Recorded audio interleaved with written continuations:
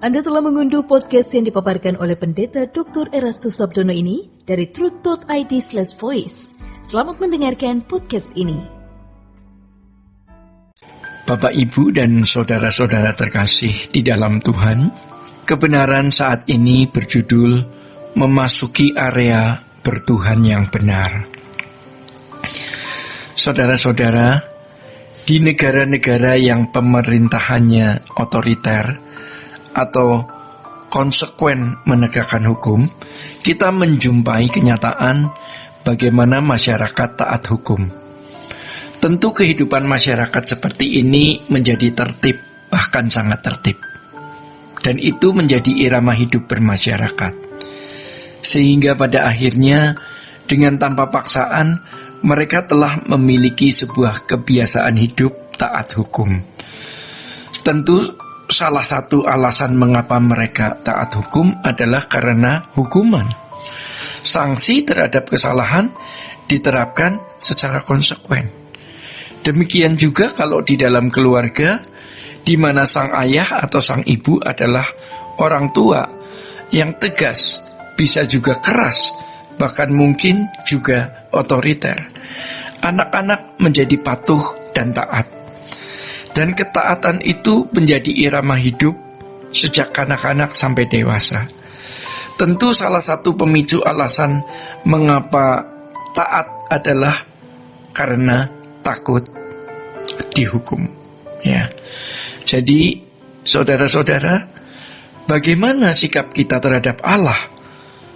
Di dalam 1 Petrus pasal 1 ayatnya yang ke-16, firman Tuhan mengatakan, "Kuduslah kamu sebab aku kudus." Ayat sebelumnya tertulis, "Hiduplah sebagai anak-anak yang taat, dan jangan turuti hawa nafsu yang menguasai kamu pada waktu kebodohanmu. Tetapi hendaklah kamu menjadi kudus di dalam seluruh hidupmu, sama seperti Dia yang kudus, yang telah memanggil kamu. Sebab ada tertulis, kuduslah kamu sebab aku kudus. Dan jika kamu menyebutnya Bapa, yaitu Dia yang tanpa memandang muka menghakimi semua orang menurut perbuatannya." Yang tentu dengan konsekuen memberikan hukuman dan sanksi ya, terhadap orang yang tidak taat atau orang yang salah. Maka hendaklah kamu hidup dalam ketakutan selama kamu menumpang di dunia ini. Tetapi Allah tidak langsung pukul kalau kita salah ya. Itu masalahnya. Jadi masing-masing kita dapat memandang Allah sebagai Allah yang konsekuen menegakkan hukum dan akan memberikan hukuman atau sanksi kepada kita. Atau kita memandang Allah sebagai pribadi yang pelin-pelan dan tidak tegas. Tetapi semua yang kita lakukan ada perhitungannya. Tidak ada yang lolos dari perhitungan Allah. Kebenaran ini seharusnya menggetarkan kita ya. Saudara-saudara yang dikasihi Tuhan, kita hidup di dalam satu pemerintahan yang memiliki tatanan. Di dalam tatanan itu tentu ada panggilan untuk taat hukum. Ada disiplin, ya. Ada hukuman atau sanksi terhadap pelanggaran. Semua hal yang kita lakukan harus kita pertanggungjawabkan. Setiap kata saja harus dipertanggungjawabkan. Apalagi perbuatan-perbuatan kita. Karena Tuhan tidak bertindak langsung, banyak orang menjadi ceroboh ya. Melakukan segala sesuatu dengan sembarangan, mengucapkan kata-kata dengan sembarangan. Padahal satu kata saja harus dipertanggungjawabkan. Apalagi kalimat. Apalagi sebuah pernyataan dari banyak kalimat yang menjadi data atau cerita. Di sini kita sering meleset. Ketika malam hari waktu kita mau tidur dan memeriksa diri, kita baru sadar bahwa ada kata yang tidak perlu kita ucapkan maupun kalimat yang tidak perlu kita kemukakan. Ketika itu baru kita menyesalinya.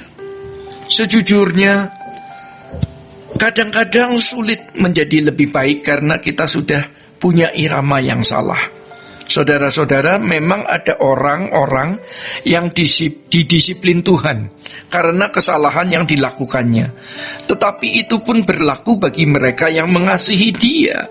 Bagi mereka yang tidak mengasihi Allah, seakan-akan dibiarkan untuk melakukan apapun dan mereka tampak aman. Ya, mereka seperti terlihat aman. Dengan setiap kata yang diumbar sembarangan, dengan setiap cerita bohong yang diungkapkan, mereka merasa aman. Namun sesungguhnya ada perhitungannya nanti. Semua ada perhitungannya di balik kubur pada pengadilan Allah.